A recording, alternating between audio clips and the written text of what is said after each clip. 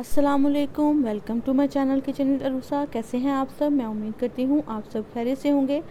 आज मैं आपके लिए बहुत ही मज़ेदार रेसिपी लेकर आई हूँ। आज मैं बना रही हूँ आलू और अंडों का सालन। जब आपको कुछ समझ ना आए कि खाने में क्या बनाया जाए तो फ़ौरन ये सालन बनाएं और अपने घर वालों को खिलाएं। यकीन करें कि आपके घर वाले बहुत शौक़ से इस सालन को खाएँगे।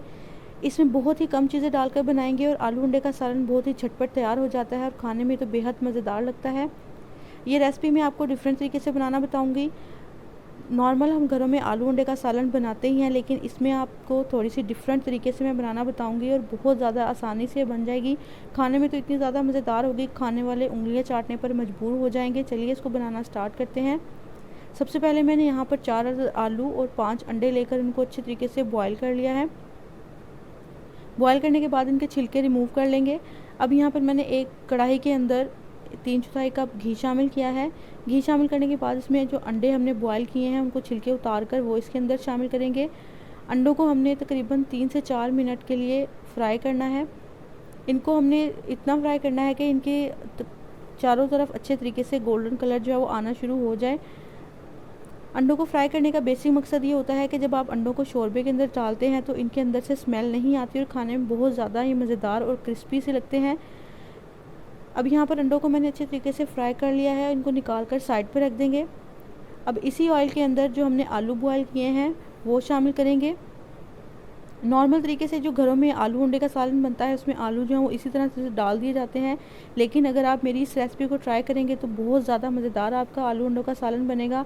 अब यहाँ पर देखें कि आलू को हमने तकरीबन 3 से 4 मिनट के लिए अच्छे से फ्राई करना है। जब इनके ऊपर गोल्डन कलर आना शुरू हो जाएगा इसके बाद इनको भी निकाल कर हम साइड पर रख देंगे। अब यहाँ पर इसकी ग्रेवी तैयार करते हैं। इसी घी के अंदर मैंने 2 अदद दरमियाने साइज़ के प्याज लेकर उनको बारीक चॉप कर लिया है, वो इसमें शामिल करेंगे। प्याज हमने बहुत ज़्यादा ब्राउन नहीं करने, बस इनके ऊपर जब हल्का हल्का गोल्डन कलर आना शुरू हो जाएगा हमने इनको तब तक पकाना है। तकरीबन 6 से 7 मिनट में दरमियानी आंच पर हम प्याज़ों को पकाएंगे। तो आप देख रहे हैं कि अच्छे तरीके से फ्राई होना शुरू हो गए हैं। प्याज हमने बहुत ज़्यादा ब्राउन नहीं करने, बस हल्का हल्का इनके ऊपर जब सुनहरा कलर आना शुरू हो जाएगा इनको तब तक पकाना है। अब तकरीबन 4 से 5 मिनट में ही प्याज जो है वो हमारे हल्के हल्के ब्राउन होना शुरू हो गए हैं। अब यहाँ पर मैंने 1 चम्मच भरकर लहसुन, अदरक और हरी मिर्चों को मैंने इकट्ठा ही पीस लिया है, वो उसमें शामिल करेंगे।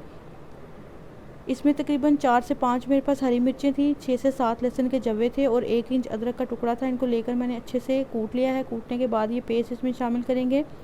इसको भी 3 से 4 मिनट के लिए अच्छे से पकाएंगे ताकि लहसुन और अदरक का कच्चापन जो है वो ख़त्म हो जाए और इन पर हल्की सी खुशबू आना शुरू हो जाएगी। इनको हमने तब तक पकाना है। अब यहाँ पर मैंने 2 अदद टमाटर लेकर उनकी पेस्ट बना ली है, वो इसके अंदर शामिल करेंगे।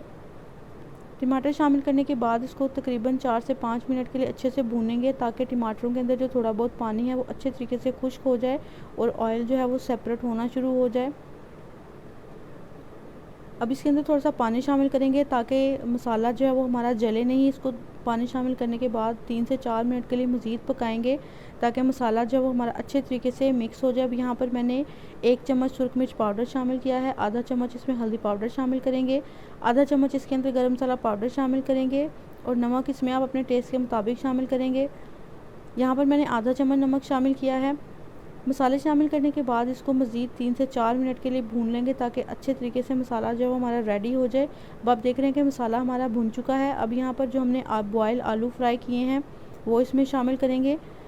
आलू बॉयल करके फ्राई करने से बहुत ज़्यादा इसका मज़ेदार सा टेस्ट आएगा। आप मेरी इस रेसिपी को ज़रूर ट्राई करिएगा, यकीन करें कि आपको मेरी रेसिपी बहुत ज़्यादा पसंद आएगी।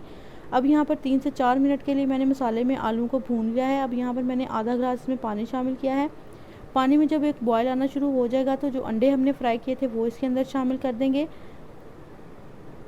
अंडे शामिल करने के बाद इसको 2 से 3 मिनट के लिए पकाएंगे। अब यहाँ पर आप देख लेंगे अगर आपको बहुत ज़्यादा ग्रेवी इसमें पसंद है तो आप इसमें अपनी मर्ज़ी के मुताबिक पानी जो है वो ज़्यादा डाल सकते हैं। अब यहाँ पर 3 से 4 हरी मिर्चें इसमें शामिल करेंगे और इसको मैंने 10 मिनट के लिए हल्की आंच पर दम लगा कर रख दिया है। अब आप देख रहे हैं कि हमारा आलू और अंडों का सालन जो है वो बनकर तैयार है। कितनी मज़ेदार इसकी लुक आई है और ये खाने में उतना ही ज़्यादा मज़ेदार है। इसको ज़रूर ट्राई करिएगा। आप देख रहे हैं कि कितनी अच्छी इसकी ग्रेवी बन चुकी है। आप इसको रोटी के साथ खाएं या चावलों के साथ आप इसको सर्व करें, बहुत ज़्यादा खाने में मज़ेदार लगेगा। मेरी इस रेसिपी को ज़रूर ट्राई करिएगा और मुझे कमेंट सेक्शन में बताइएगा कि आपको मेरी ये रेसिपी कैसी लगी है और मुझे ये भी बताइएगा कि आपके इलाके में आलू और अंडों का सालन जो है वो किस तरह से बनाया जाता है। اگر آپ میری ویڈیو پہلی بار دیکھ رہے ہیں تو پلیز میرے چینل کو لائک شیئر اور سبسکرائب ضرور کیجیے گا، بیل آئیکن کو ضرور پریس کیا کریں تاکہ میری آنے والی ہر نئی ریسپی کا نوٹیفیکیشن آپ تک ضرور پہنچے۔ مجھے دعاؤں میں یاد رکھیے گا۔ اللہ حافظ۔